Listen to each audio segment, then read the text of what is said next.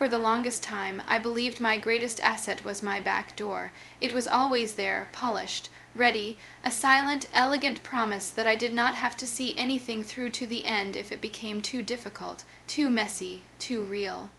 It had different names, this back door. Sometimes it was called a practical alternative, other times a sensible compromise. Often it was just a quiet whisper in my mind, "You can always just stop." I thought this made me smart. Strategic, I thought it was a form of self-care to always have a cushion for the fall I was sure was coming. But I began to notice something. I noticed that my efforts had a ceiling, a glass ceiling of my own making. I would pour myself into a project, a role, a dream, but I would always hold back a tiny, vital percentage, a reserve tank of energy, of faith, of me. It was the part I was saving for the graceful exit. For the narrative I would craft about why it was okay that I walked away. It was a life of preemptive apologies, a life of conditional commitment, and then I realized the most frightening thing: the back door wasn't my escape. It was my cage, so I made a decision. It was not a loud, dramatic decision. It was a quiet one, the kind you make in the depths of your own soul with no one else watching. I turned and I locked the door. I did not burn it down in a blaze of glory. I simply turned the key. I heard the bolt slide into place, and the sound it made was the sound of all my excuses becoming obsolete, the energy I had been using to hold that door open. It rushed back into me. It was a surge I could actually feel.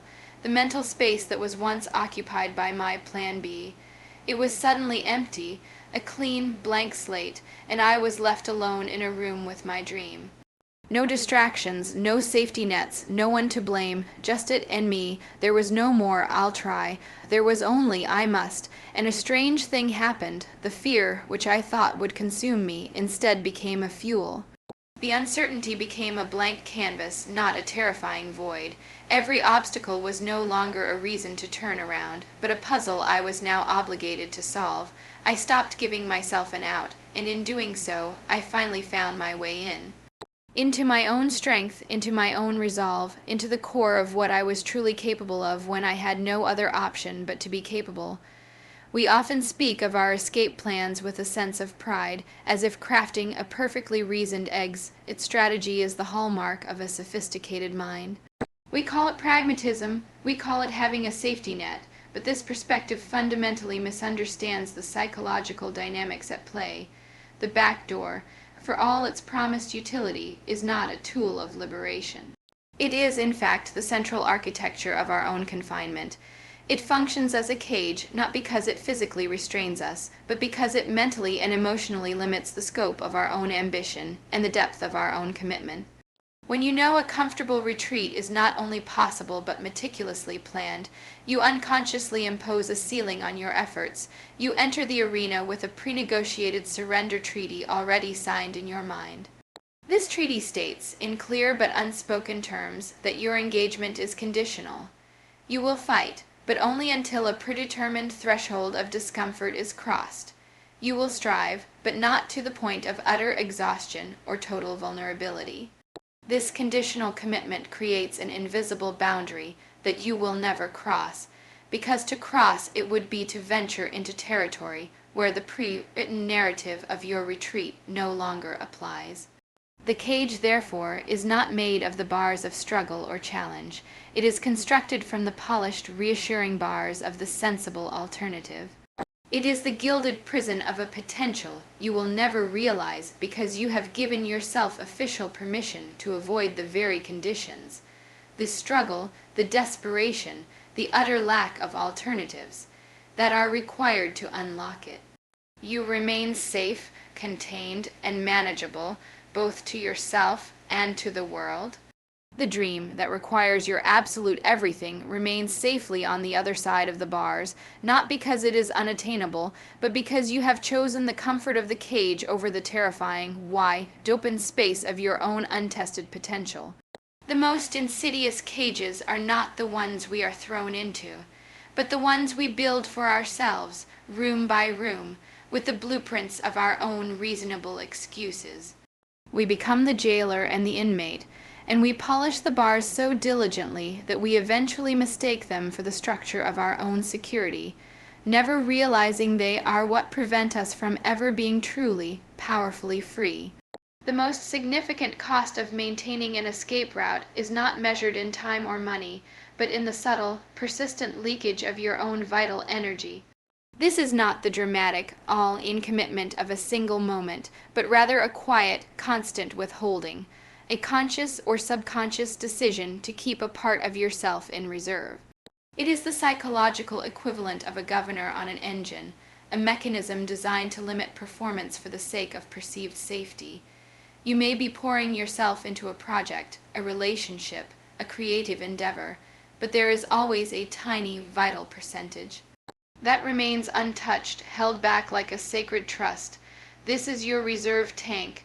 It contains not just extra effort, but the most potent forms of your capital, your faith, and your identity. You withhold full faith because a part of you is already preparing for the moment when you might need to withdraw it. You cannot fully believe in something you are already planning to leave.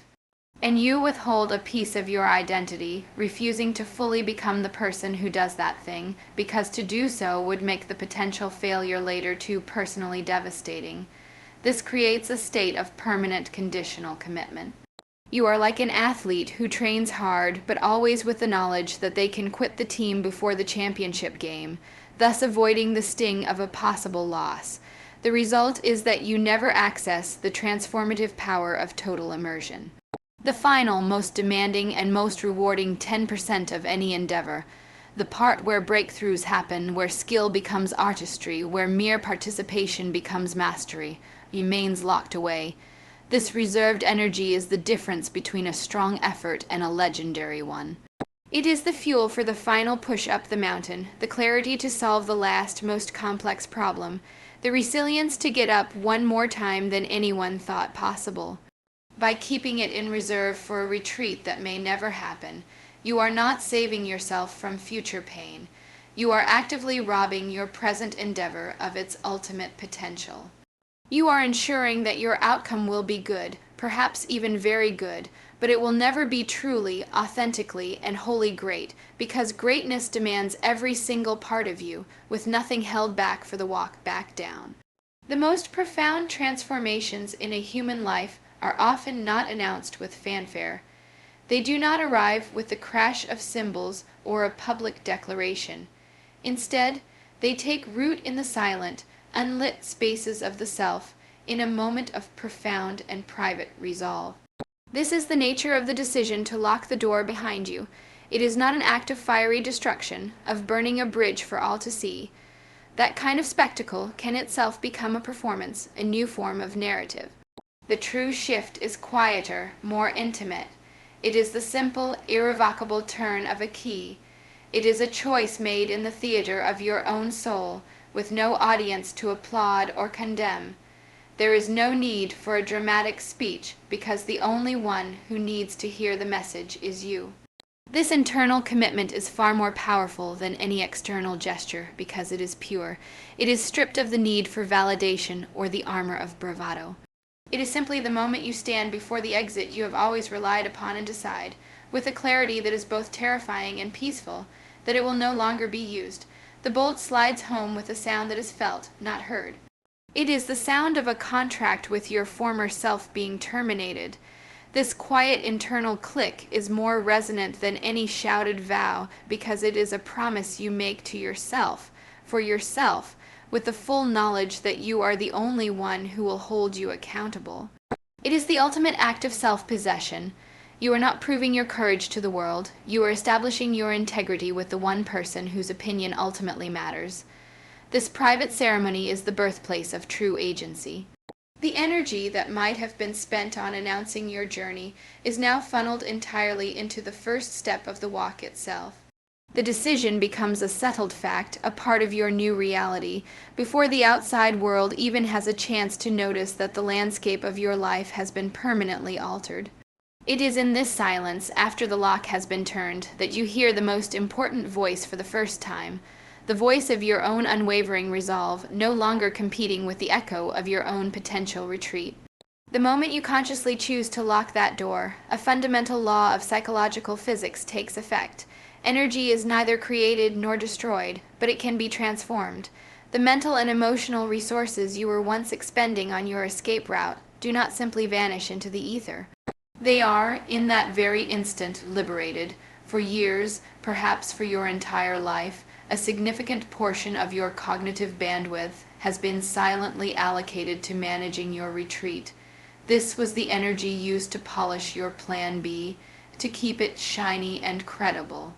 It was the energy spent rehearsing your exit speech, crafting the narrative of your dignified withdrawal. It was the emotional capital invested in maintaining that safe harbor, that comfortable identity you could slip back into if the new one became too demanding. This was a constant draining leak, a background process running in the subconscious, sapping your focus and diluting your resolve. When you remove the possibility of retreat, this background process is terminated. The program is shut down, and all that power, the processing speed, the RAM, the emotional processing power, is suddenly returned to your core system. It feels like a surge because it is one. It is a massive, immediate redirection of your entire being's capacity. This reclaimed energy is the fuel. It is the raw material for perseverance you never knew you had. Your mind, no longer permitted to waste cycles on plotting an escape, is forced to turn its full computational power toward the singular problem of forward progress. The question is no longer, how do I get out of this, but how do I get through this? This shift in questioning is everything. It transforms you from a passive occupant of your circumstances into an active engineer of your path. The obstacles that once seemed like valid reasons to turn back are now simply design problems to be solved. The uncertainty that once fueled your anxiety now becomes a blank canvas for your creativity. This concentrated force, born from the closure of your exits, is what allows you to see handholds where you once saw only a sheer wall. It is the energy that lets you take one more step when your body insists it cannot. You have not become a different person. You have simply reclaimed the vast reserves of your own power that were being wasted on the contingency of your own surrender. The final and most profound shift occurs in the very language of your being. For so long, the operating phrase was "I'll try." It sounds like a commitment, but it is in fact a masterpiece of ambiguity. "I'll try" is a phrase that carries its own built-in forgiveness. It anticipates potential failure and preemptively absolves the speaker. It is a semantic safety net, allowing you to stand on the edge of the high dive without ever truly committing to the jump. You can claim the effort without owning the outcome, but when you lock the door on your escape, this phrase becomes linguistically obsolete. It no longer fits the reality you have created for yourself. The words "I'll try" evaporate in the heat of your new resolve, and in their place emerges a different, far more powerful declaration: "I must." This is not a statement of desire or hope. It is a statement of pure, unavoidable necessity. It carries no hint of conditionality. There is no or else because the or else has been eliminated. This shift from the tentative to the absolute changes everything about your engagement with the world. An obstacle is no longer a reason to reconsider your path. It is simply a puzzle that you must solve. A setback is no longer a signal to retreat. It is intelligence you must learn from. The energy you once spent on debating whether to continue is now spent entirely on figuring out how to continue. This is the discovery of your own capability. It is not that you were incapable before. It is that you never had to be truly capable. You always had the option to fold. Now you must find a way, and in that imperative you uncover depths of resilience, creativity, and strength that trying could never have accessed. The person who tries to climb a mountain can turn back when the weather changes or their muscles ache. The person who must climb the mountain will find a way to weather the storm and soothe their muscles, because the concept of turning back has been surgically removed from their reality. This is the ultimate liberation, the freedom that comes not from having choices, but from having made the one choice that renders all others irrelevant. You are no longer navigating a maze with multiple exits. You are walking a path with a single destination, and that clarity of purpose unleashes a force within you that is both terrifying and magnificent.